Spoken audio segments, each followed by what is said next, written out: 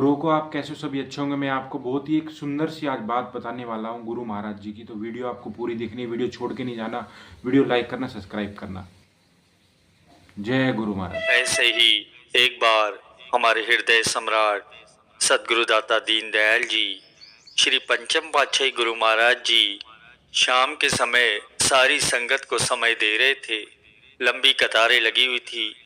उन्हीं में से एक दिल्ली शहर में रहने वाली एक लड़की भी अपने माता पिता के साथ पंक्ति में खड़ी थी। किसी गलत दवा का प्रयोग करने से उसकी आंखों की ज्योति चली गई थी। आंखों से कुछ न दिखाई देने के कारण वह काफी परेशान रहा करती थी। उसके माता पिता भी उसके लिए बहुत ही चिंतित थे। हर जगह उसका उपचार करवा के देख लिया, परंतु कहीं से भी कोई लाभ न मिला। अब लड़की को श्री गुरु महाराज जी की सामर्थ्य और उनकी कृपा पर पूर्ण विश्वास था। उसने अपने माता पिता से कहा कि मुझे एक बार श्री गुरु महाराज जी के दर्शन करवा दो, मेरी आंखों की ज्योति अवश्य ही वापस लौट आएंगी। श्री गुरु महाराज जी के प्रति अपनी बेटी की निश्चल श्रद्धा और दृढ़ विश्वास को देखते हुए उसके माता पिता उसे साथ लेकर श्री संत नगर आ गए। जब उस लड़की की मत्था टेकने की बारी आई तो उसने श्री चरणों में विनती की कि सच्चे पातशाह, अपनी कृपा से मुझे आंखों की ज्योति बख्श दो। श्री गुरु महाराज जी ने उसकी विनय पर ध्यान देते हुए वचन फरमाए कि भजन करो, सब ठीक हो जाएगा। अब लड़की ने श्री गुरु महाराज जी के इन वचनों को पल्ले बांध लिया और घर पहुंचकर श्री आज्ञा अनुसार भजन पर बैठ गई। कुछ ही दिनों के बाद उसे भजन पर बैठे बैठे एक दिव्य प्रकाश नजर आया। उसने चौंक कर जैसे ही अपनी आंखें खोली तो क्या देखती है, उसकी आंखों की ज्योति वापस आ गई है। गुरुमुखों, जहाँ डॉक्टरों की दवाएं काम नहीं करती, वहाँ संत महापुरुषों की दुआओं से काम बन जाते हैं। आवश्यकता है तो केवल और केवल अटूट विश्वास की। पुनः जब वह श्री दर्शनों के लिए श्री आनंदपुर आई तो सारा वृतांत श्री चरणों में निवेदन किया। तब श्री गुरु महाराज जी ने फरमाया कि दृढ़ विश्वास और भजन सिमरन ही सब रोगों की औषधि है। ऐसे ही एक प्रेमी सजन ने श्री गुरु महाराज जी के चरणों में विनय की कि प्रभु, आप सब जगह भ्रमण करके सबको सच्चा सुख और खुशियां प्रदान करते हैं। मेरी आपसे विनती है, आप अपने दुख कष्ट मुझे दे दे, सब मेरी झोली में डाल दे। तब श्री गुरु महाराज जी ने फरमाया कि क्या तुम अपने कष्ट सहन करने में सक्षम हो, जो हमारे से कष्ट मांग रहे हो? तुम्हें कोई भी दुख तकलीफ होती है तो किसे पुकारते हो, माता पिता को या भाई बहन को? तब प्रेमी कहने लगा, मेरे हृदय में तो केवल आपका ही वास है। जब भी कष्ट आता है तो सबसे पहले मैं आपको ही पुकारता हूँ। तब श्री गुरु महाराज जी तनिक मुस्कुरा दिए और फरमाने लगे कि जब अपने कष्टों के लिए हमें पुकारते हो तो हमारे कष्ट कहाँ से सहन कर पाओगे? प्रेमियों, सत्य तो यही है कि संकटहारी दुख भंजन तो केवल महापुरुष ही होते हैं।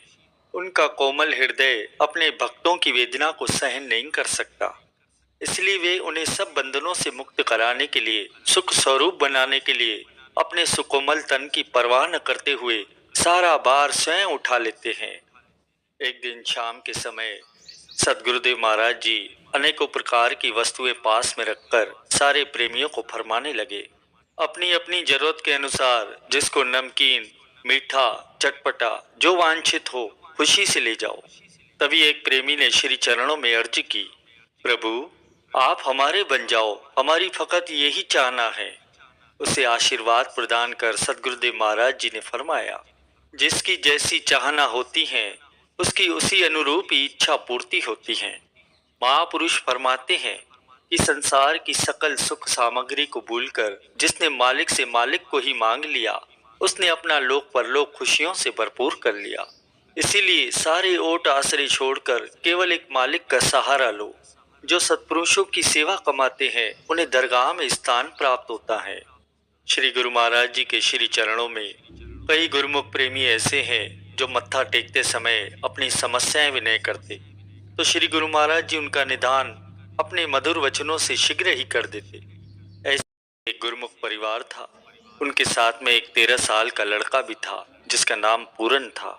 तो जब उनकी मत्था टेकने की बारी आई तो उन्होंने श्री चरणों में विनय की, प्रभु, ये लड़का जन्म से सुनता नहीं है, पढ़ाई में अंक पूरे कर लेता है, साल में एक बार श्री दर्शनों के लिए जरूर आता है। आंखों से इशारा करके कहता है कि श्री दर्शन करूंगा।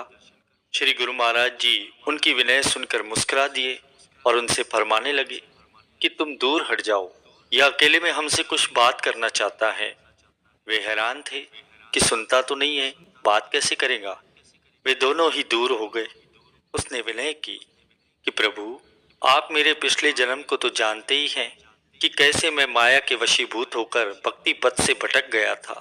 आपने मुझे बचाया और ये कहा था कि जन्म जन्मांतरों के आवागमन को काटने के लिए तुम सत्संग सुनो और महापुरुषों के वचनों पर चलकर भक्ति की कमाई करो।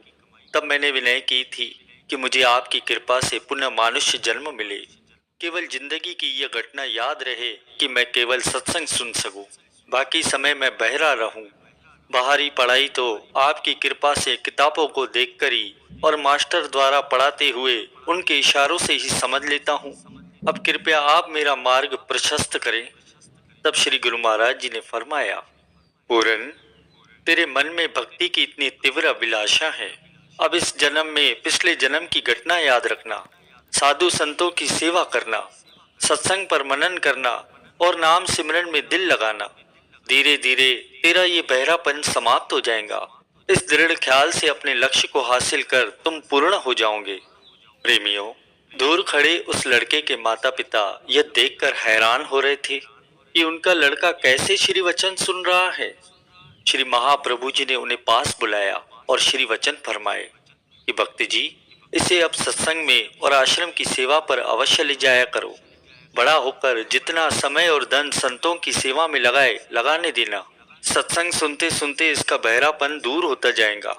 यह स्वयं कह रहा है कि इसने पिछले जन्म में संसार की माया से दूर रहकर भक्ति का वर मांगकर बहरा बनने का संकल्प लिया था। तुम दोनों भी नाम की कमाई किया करो, सेवा सत्संग में समय बिताओ, संसार के कार्य व्यवहार करते हुए जीवन को खुशहाल बनाओ। गुरुमुखों, श्री गुरु महाराज जी के वचनानुसार बड़ा होते होते उस लड़के का बहरापन पूरी तरह से दूर हो गया।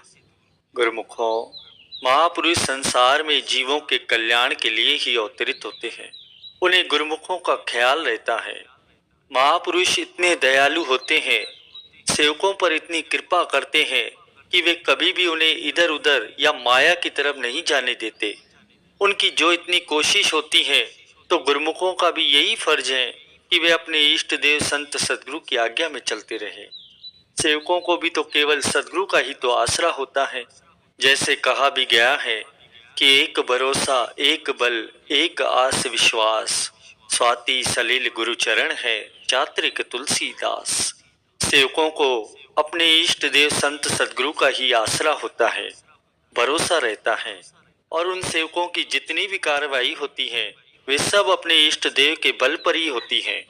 महापुरुषों की शरण ग्रहण करके सेवक जन उनके ही बल पर भक्ति के रास्ते पर आगे बढ़ते हैं और उनकी आज्ञा में चलकर वे अपनी मंजिल तक पहुंचते हैं।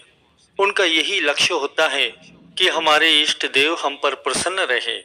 जिस तरह पपीहे को केवल स्वाति बूंद की लालसा होती है, उसी की तलब होती है, उसी तरह सेवकों को भी केवल अपने इष्ट देव संत सदगुरु का ही आसरा होता है, उनकी प्रसन्नता की ही इच्छा होती है, क्योंकि उनके तो सब कुछ उनके इष्ट देव संत सदगुरु ही होते हैं। Thank you so much. Video like करना, सब्सक्राइब करना।